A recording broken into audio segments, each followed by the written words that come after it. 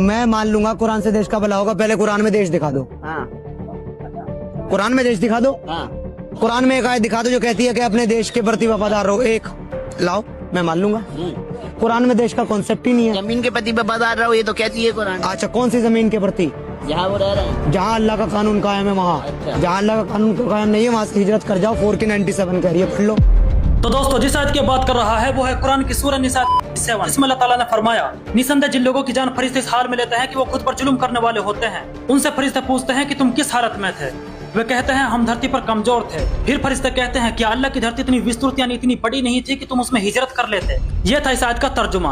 अब चलो इसका बैकग्राउंड समझते हैं। यह आयत 622 से उतरी थी जब मक्का में कुछ लोग इस्लाम कबूल कर चुके थे। लेकिन जब मक्का से मोहम्मद सल्लल्लाहु अलैहि वसल्लम को निकाला जा रहा था तो उस समय कुछ मुसलमान मक्का में ही रह गए थे, जबकि वे मदीना हिजरत कर सकते थे, यानी मक्का से मदीना जा सकते थे, क्योंकि मक्का में उनके ऊपर दबाव था, उन्हें इस्लाम मानने से रोका जा रहा था। यह आयत खास तौर पर उन लोगों के लिए उतरी थी जो ऑप्शन होने के बावजूद भी अपनी जान और ईमान की हिफाजत नहीं कर पाए। यह था इस आयत का असली कॉन्टेक्स्ट और एक विशेष परिस्थिति। और बात रही देश के प्रति वफादारी की, यह सिर्फ एक आयत की बात कर रहा है ना।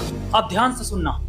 सूरह निसा आयत 59 कहती है कि अल्लाह की, रसूल की और तुम में से हुक्मरानों की आज्ञा मानो, यानी जिस देश में रहते हो उसके कानून का पालन करो।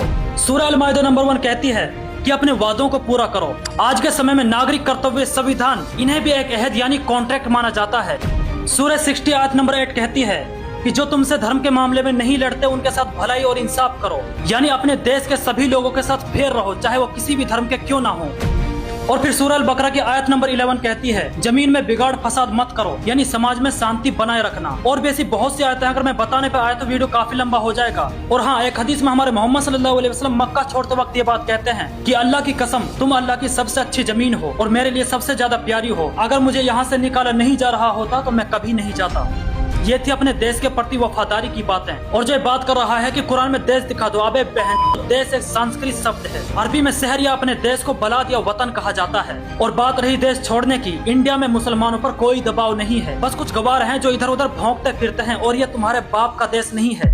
तो दोस्तों, लास्ट और फाइनल बात यही कहना चाहता हूँ, इन लोगों के बहकावे में मत आओ। बाकी पिन कमेंट चेक कर लेना और मुझे फॉलो कर लेना सही जानकारी के लिए।